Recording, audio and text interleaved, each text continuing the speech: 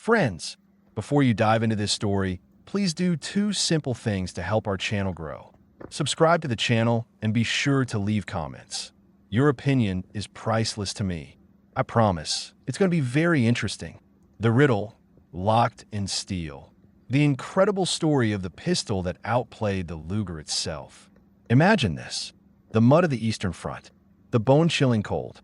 Through the whistling wind and distant cannonade, you hear a sharp, dry click.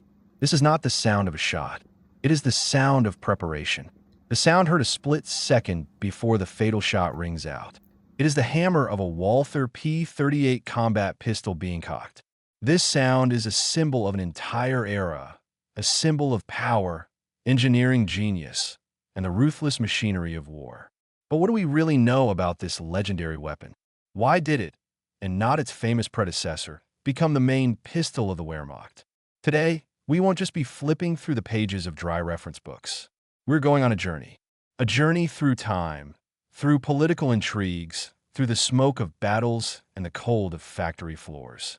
We will take this steel puzzle apart, piece by piece, look into the minds of its creators, and understand how a legend was born. This is a story not only about metal and gunpowder. It is a story about people, about war, about the race for perfection on the edge of an abyss. Get comfortable, because this tale will change your understanding of what truly great weaponry is. Part 1. The birth of an idea. Why did the Germans need a Luger killer? Let's start with a paradox. In the 1930s, the German army already had one of the most recognizable and iconic pistols in history in its arsenal, the Luger P08. Elegant, with its characteristic curve, incredibly accurate. It was a genuine work of art, a symbol of the German officer corps. So why change it? The answer lies not in aesthetics, but in harsh reality. Imagine a trink. Mud, snow, sand. Now imagine that very elegant Luger. Its mechanism was like a Swiss watch, precise, but vulnerable to the slightest bit of dirt. Its production was expensive and slow. Each pistol required many hours of highly skilled manual labor. And now, for the most important part, imagine a young, frightened soldier in his first battle. His heart is pounding, his hands are shaking. And with the Luger, he had to perform several precise actions. Take in his hand, pull the toggle lock sideways to chamber a round, and then, only then was it ready for action. In a stressful situation, this could cost him his life. The German command, preparing for a lightning war, blitzkrieg, understood. The army of the future needed the weapons of the future. Reliable, simple, cheap for mass production, and, most importantly, fast to deploy. A weapon that could be drawn and fired in a split second, without any extra manipulations. They needed a workhorse, not an aristocrat. And this is where the modest but ambitious firm of Karl Walther Waffenfabrik enters the scene. The geniuses from Zella-Mehlis, the Walther family and their civilian breakthrough. To understand the genius of the P38, we have to look even further back to peacetime. In the late 1920s in Germany, exhausted from the aftermath of the First World War, demand for military weapons was low. But there was demand for police and civilian market weapons. And so, in 1929, the Walther family made a small revolution by introducing the Walther PP pistol. What was so revolutionary about it? The double-action trigger mechanism. What does that mean in simple terms? It means the pistol could be carried completely safely with a round in the chamber, and in a moment of danger, you simply pulled the trigger. The hammer would cock and fire the shot. One pull, one shot. No extra movements. This was a colossal breakthrough in safety and speed of the first shot. For a police officer who might confront a criminal in a dark alley, this was priceless. The Walther engineers, like potters sculpting a future masterpiece, honed everything on this weaker, civilian model. The PP and its even more compact version, the PPK, became bestsellers. But an idea was already forming in their minds. What if they grafted this progressive, safe, and fast mechanism onto a more powerful military tree? What if they created a pistol for the powerful 9x19mm parabellum cartridge? Thus began a journey lasting almost 10 years. Part 2. Engineering torment and a stroke of genius. And so, in 1934, the first prototype appeared. It bore the modest name MP, Militarische Pistole, military pistol. And it was a failure. Why? It all came down to physics. The powerful parabellum cartridge created monstrous recoil energy. The PP's design with a so-called blowback system, where the barrel is fixed and the massive bolt simply recoils under the pressure of the propellant gases, was not suitable for such power. Imagine trying to hold a door that is being rammed. A weak lock won't hold. It was the same here. The pistol was simply battered by the recoil. It was unreliable and unsafe. The Walther engineers faced a seemingly unsolvable problem. They needed to somehow hold the bolt in place at the moment of firing, until the bullet left the barrel and the gas pressure dropped. And then came that very stroke of genius that distinguishes great engineers from merely good ones. They invented a short recoil operating system with a hinged locking lever. Let me explain how it works in simple terms. Imagine the barrel and the bolt are two friends holding hands tightly. At the moment of firing, they take a tiny step back together. This is the short recoil. After traveling just a few millimeters, their handshake weakens. A special hinged lever, located under the barrel, rotates in a vertical plane and releases the bolt. The friend barrel stops, and the friend bolt continues moving backward to eject the spent casing and cock the hammer. Then, under spring pressure, it returns, grabs a new cartridge, feeds it into the chamber, and, at the very last moment, takes the hand of the barrel again, and the lever rotates, locking them together firmly. The cycle is complete. It was a brilliant, simple, and incredibly effective system. On October 27, 1936, a patent was filed for it, number 721,702. This date is the true birthday of the legend. This was the cornerstone upon which the entire structure would stand. Not just locking, the small brilliances that made it great, but the genius of the P38 was not limited to just a locking system. The Walthers, like caring parents, thought through every little detail for their brainchild. Loaded chamber indicator. In the top of the slide was a tiny pin. If there was a cartridge in the chamber, this pin was pushed backward. A soldier could check in complete darkness, by touch, if the pistol was ready to fire. Just run a finger over the slide, and this isn't just a feature. It saved lives. 2 recoil springs. Why 2? Reliability.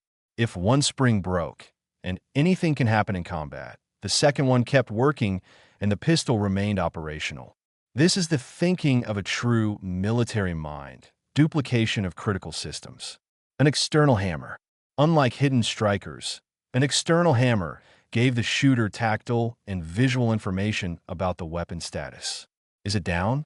Is it cocked? It's clear to glance. Putting all these puzzles together, we get a portrait of the ideal service pistol. Reliable, safe, simple to learn and use. Part 3. The Economics of War. Why did the P38 become mass-produced? Economic background and analysis. Now let's look at this story from another angle, that of economics and high politics. War is not only about battles. It is a giant resource-grinding machine, and the P38 became a key cog in this machine. Production cost. Luger versus Walther. According to various estimates based on archival data, the production of one Luger P08 cost the Wehrmacht an amount equivalent to approximately 17 to 20 Reichsmarks in pre-war prices. The figure seems small, but behind it were about 12 hours of skilled manual labor. Lathe work, fitting parts, polishing, all done by hand. The Walther P38 was designed from the start for mass production. The use of stamping, milled parts, and a simplified design reduced the cost to about 11 to 14 Reichsmarks and cut production time almost in half. Imagine the scale. In the time it took to produce one Luger, nearly 2 Walthers could be made. Under the conditions of total war, this was a strategic decision. Mobilization of industry. Officially adopted on April 20th, 1940, symbolically, on Hitler's birthday, the P38 very soon ceased to be the exclusive product of Walther. The war demanded more and more weapons. Giants like Mauser and the Spreewer Company were connected to the production. In total, About 1,200,000 of these pistols were manufactured during the war years. A huge number. But here begins another dark chapter in its history. As production grew, quality fell. If the early Walthers were examples of German precision, by the end of the war the pistols became rougher.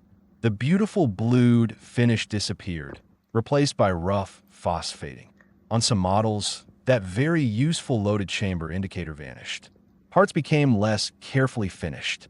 The pistol remained combat-ready, but it was losing its soul, turning from a finely made item into a disposable commodity for war. Analysis. Why this one? To draw a historical parallel, the Luger is like a knight's sword, forged by a master for a hero. And the P38 is like a standard infantry saber that can be produced quickly and cheaply by the thousands, taught in a day, and thrown into the thick of the fight. Warfare had changed. It had become total, mass-scale, ruthless to excess.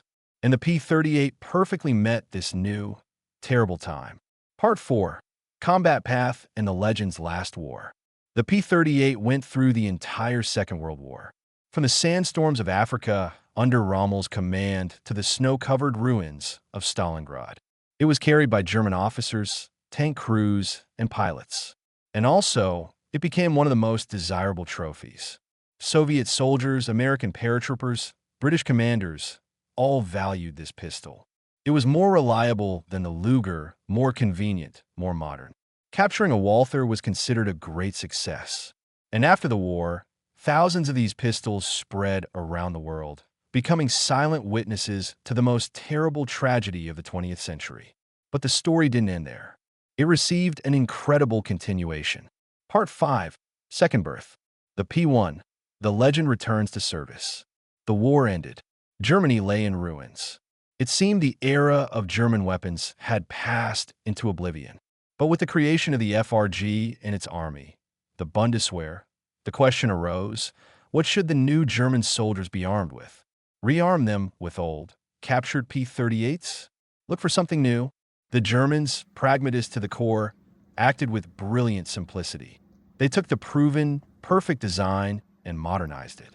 Thus, in 1957, the Pistol 1, the P1, was born. What was changed? The main innovation was the frame. Instead of a heavy steel one, it began to be made from a lightweight aluminum alloy, strengthened with scandium. The pistol became lighter by almost 100 grams. For a soldier carrying kilos of equipment, this was a significant difference. But there was a problem. The new NATO cartridges were even more powerful. The lightweight aluminum frame couldn't always withstand the shock loads. And the engineers found an elegant solution. They added a steel reinforcing crossbin into the frame in the most stressed area. Simple and brilliant. Furthermore, they began to install an insert made of a super strong alloy, stellite, in the barrel, which sharply increased its service life. The P1 served in the Bundeswehr until the 90s, a run of almost 50 years. What other design can boast such longevity? Immortal classic, from battlefields to cinematography. Today, the Walther P38 and its descendant, the P1, are no longer just weapons. They are a cultural phenomenon. Collectors worldwide hunt for rare pre-war examples. Its recognizable, angular shape has become a cinematic cliché. You can see it in the hands of German officers in countless war films, from Hollywood blockbusters to serious European dramas. It has become a symbol of an entire era, a symbol in which engineering genius, economic expediency, and human tragedy are strangely intertwined. It reminds us that even in the darkest of times, the human mind is capable of producing amazing creations, and that these creations, alas, too often serve destruction. The next time you see a Walther P38 in a museum or on screen, remember this story. Remember the 10-year journey of trial and error. Remember the brilliant insight of the hinged locking lever. Remember the millions of pistols produced and those who carried them through hell. It is not just a piece of steel. It is history, frozen in metal. So, friends, what did you think of this story? Did I reveal new facets of this legend for you?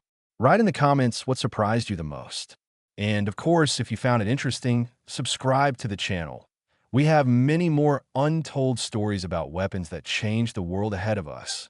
Your support in the form of likes and comments helps the channel grow. Thank you for being with us.